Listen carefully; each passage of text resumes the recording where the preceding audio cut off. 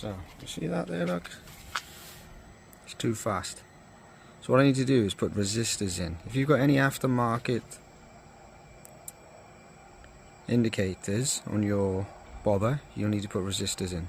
Okay, first thing I need to do then is figure out where I'm actually going to put these eye-load resistors.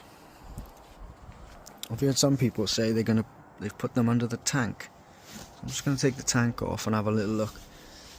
And take the tank off. This nut on both sides, loosen it off and lift the tank up, and you should be able to unclip it from the front end. That's the nuts for the tank off, in size 12. Right, that's the tank. It's not removed, I haven't disconnected anything, I've just pulled it back.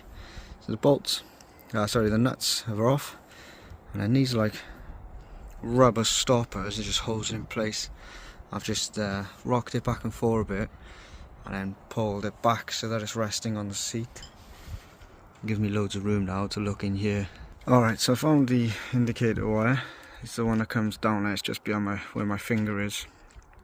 Runs down and runs into here. So I'm going to take these off, give you some more room, hopefully pull these looms out the way, and show you what I'm going to do next. Alright, so I took the nuts off, size 25 Torx bit, and I've just moved out the looms out the way so we can have a good look at the wiring we need to get at. Okay, so I found the wires I need. The one with the red tape is the right hand side, and the one with no tape is the left hand side indicator. And what I'm going to do now is just undo these take this black tape off, and that's essentially where I'm going to put the resistors, and then I'm going to put them back inside, hidden out of the way, and put everything back together. Alright, I'm going to do the left one first, and all I've done there is just pull these connectors apart. Black wire goes on to this black wire, white wire goes on to this red and blue wire. Okay, so that's the wire cut. There's the neutral lead, look. Alright, so we've got some R&G inline resistors. Mega cheap. £2.50 each. Okay, so put the resistor on. Essentially just cut these two, and then reconnected it pos to pos, and the same on the neg to neg. Nice little resistor from R&G, perfect. That's going to get squeezed back down there. I'm going to do the exact same now on the right hand side. Right, so I've just disconnected these two cables. Now what I'm going to do is cut this off and then attach the resistor onto this side, put these onto the resistor, and then plug them back in. Okay, so that's the resistor just put on then. So positive comes out, we'll go back into the positive. Negative, there's the connection. So in case I haven't mentioned it already, the female end, that goes towards the LED. So you got the female on the pos end, female on the neg end.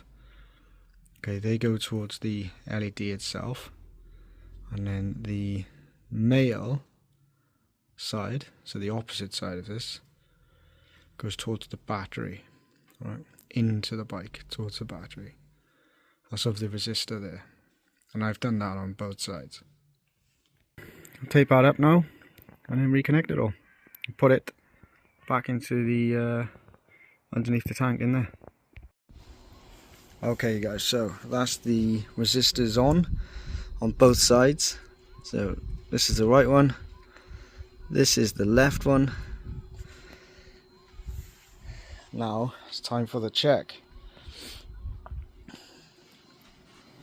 Just hold this still. Ignition's right, that's the ignition on. So what we had before, it would work when the ignition was on. Blink rate was fine. Yeah, blink rate still good. Let me just check the hazards. Hazards, all good. And then what would happen when we turn the engine on, the blink rate would change and it'd go too fast. So let's try turn the engine on.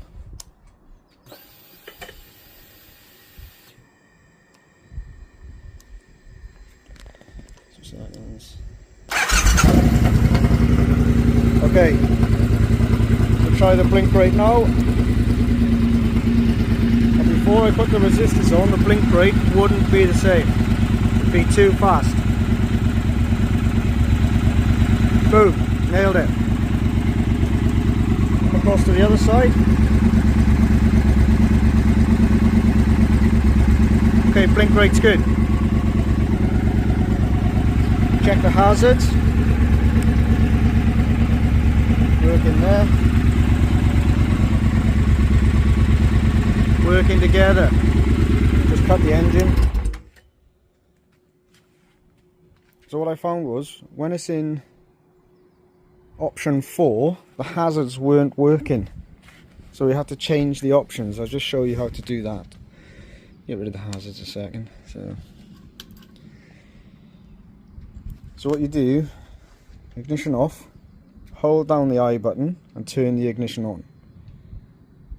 Let me just try that now.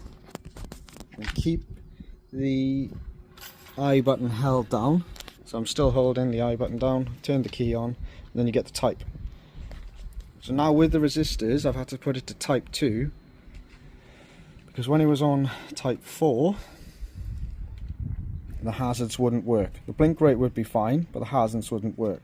So I basically went back, then tried it with type 1, the blink rate was wrong, tried it again with type 2, which it is now.